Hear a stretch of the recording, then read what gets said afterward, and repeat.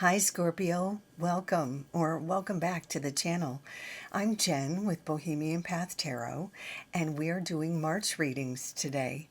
I've got the Light Seers Tarot, and I've got the Familiar Field Oracle, which is an oracle deck with animals.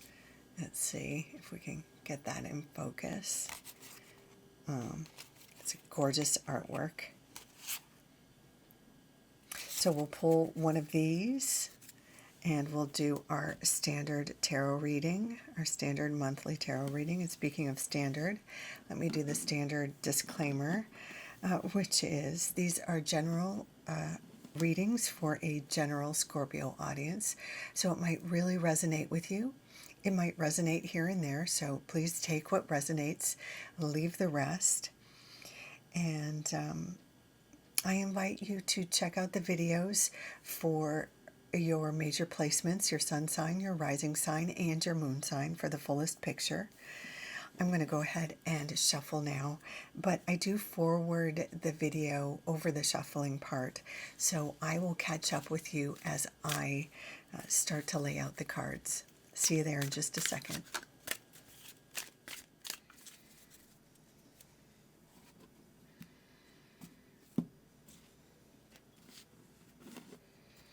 Okay, Scorpio. Oh, the Star. The Page of Pentacles. The High Priestess. The Eight of Swords. Okay, yeah.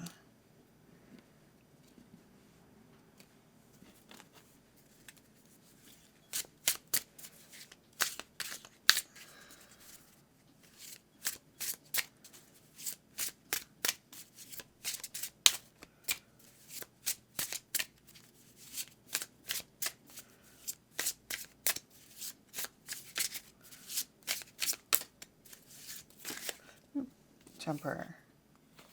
Oh, we've got two here. Okay.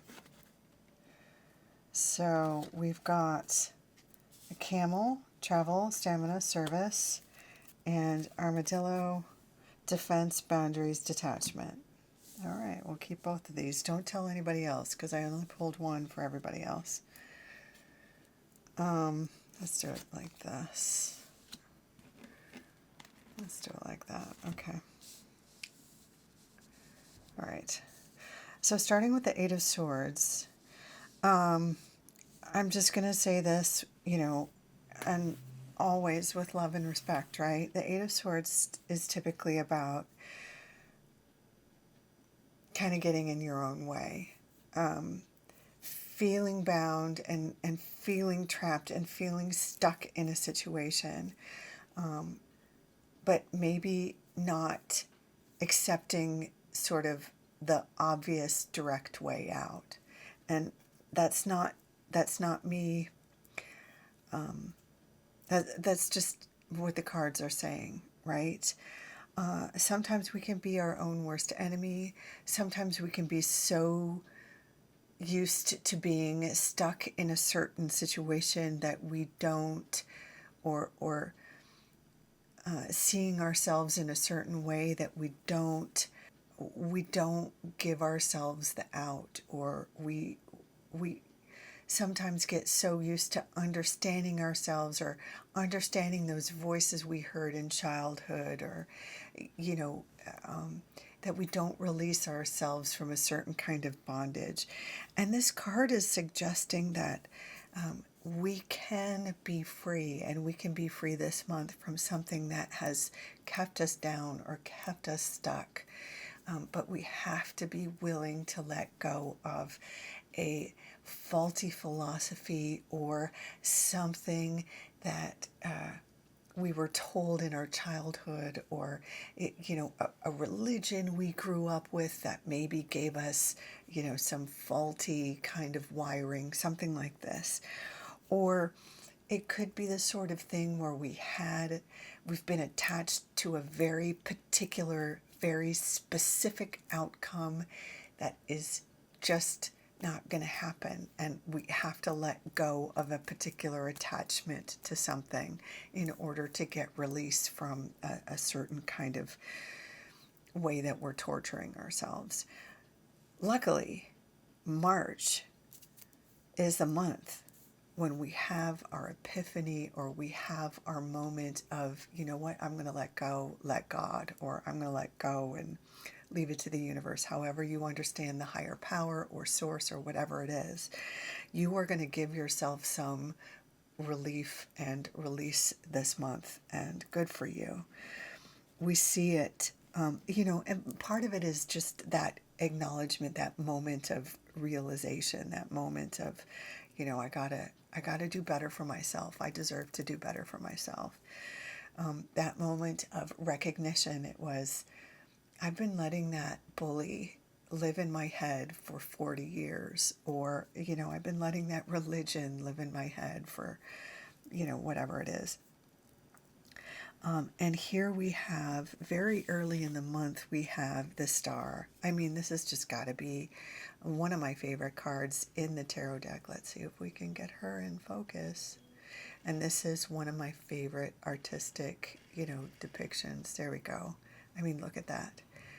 In this artist's depiction, we have our central character just, kind of lassoing a star and holding on to it, lassoing the hope, lassoing faith, trusting in a benevolent universe, trusting in the light. There's also the element of healing here with the star, the element of, you know, turning to the light instead of living in dark. And in this card, our central character, even if she doesn't look it to the outside world, and I'm just using female pronouns because this central character is kind of traditionally female, but no matter your gender expression, this kind of speaks to your journey. This character is blindfolded, even if she doesn't seem that way in, to other people.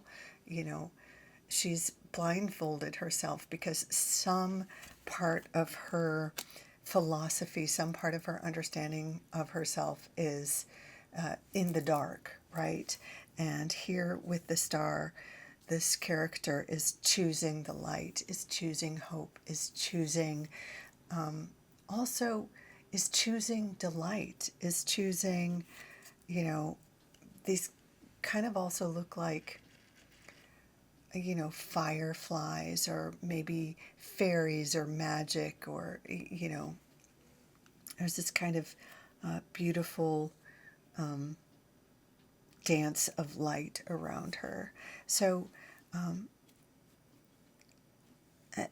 at some point in the month, maybe take a moment to reflect on what is that piece, that philosophy, that way that you beat yourself up, or that way that, and it's not that you do it intentionally, but there's some piece, like maybe one of your parents was, too critical, or maybe there was a bully, or something you picked up with some sort of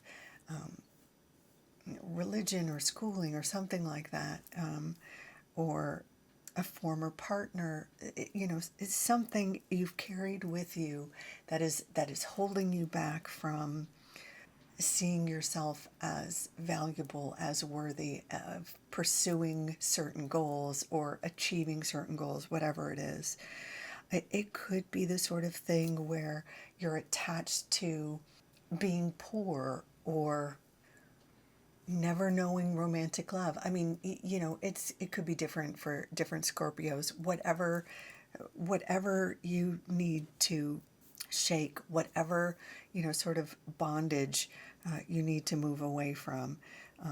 Now is the time to release yourself and lasso a star. And then we see, once that sort of illumination happens, once you sort of take off the blindfold and, reach for something higher, there is some sort of invitation, there is some sort of offer that comes in. usually the Page of Pentacles, in my experience, is like an offer for a job interview or an actual job. It could be also something like being accepted to a university or an educational program, something like that. It could be a commission or a small sum of money comes in the mail. Pentacles are associated with our resources, so it could be something like that. But it's more likely something that's going to serve you more long term, not just a quick sum of cash, but something more long term. It could be a new client that becomes a more steady, long term client, something like that. And then finally, here we have the High Priestess. Now, for anyone who is interested in obviously spirituality, like tarot cards, runes, Reiki, anything along those lines, this would be a good time to practice, to evolve, to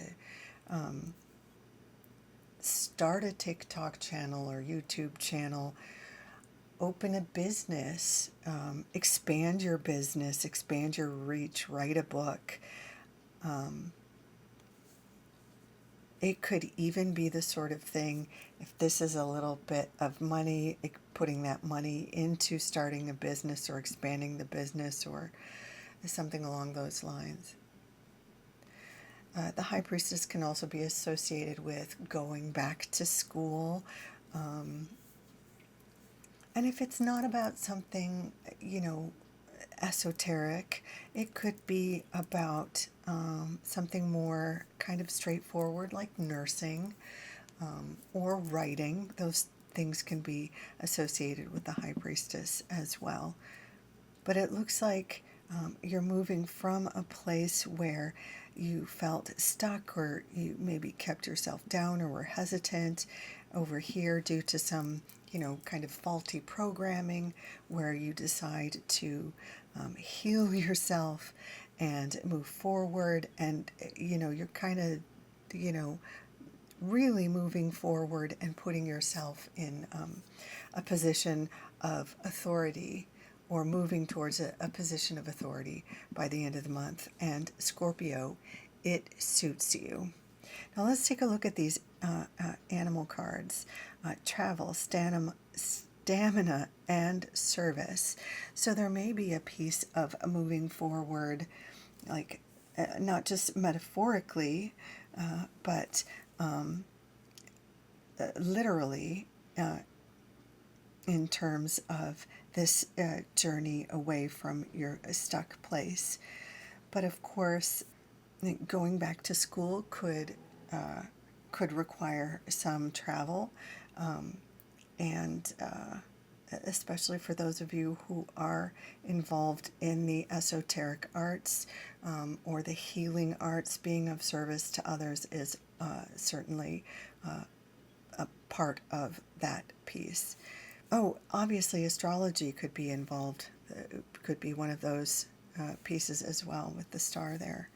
The armadillo, now this is about defense, boundaries, detachment. Yeah, I would almost have these guys here, because I would say another thing that struck me about this early, maybe this early sort of absorption of the faulty philosophy, shall we call it, could be a piece about boundary setting, and especially if you're going to be, for those of you for whom the esoteric arts are a piece of this journey. Obviously, that's not everybody. But having good psychic defenses should be a part of your curriculum, because for those of you who do take on, other people's stuff, right, that can be what got you stuck for too long is taking on that stuff, right? Taking on that programming. You definitely don't want to carry, the bully around, the criticism, the narcissistic partner's abuse, or whatever it was. And of course, some of us are just real hard on ourselves. So there's also that piece of learning to be kind to ourselves and detaching from our own sometimes overly critical or overly high expectations of ourselves. So that's part of the armadillo piece. So there we go. Maybe like that? No, you can't see that. Anyway, there we have it. So I'm going to leave it there, Scorpio. It's a very direct reading. And don't forget to check out your other placements, your sun, your moon, and your rising if you haven't already done so. If you enjoyed this, I hope you'll consider leaving a like or a comment or subscribe. In any case, take good care. Until next time, bye for now.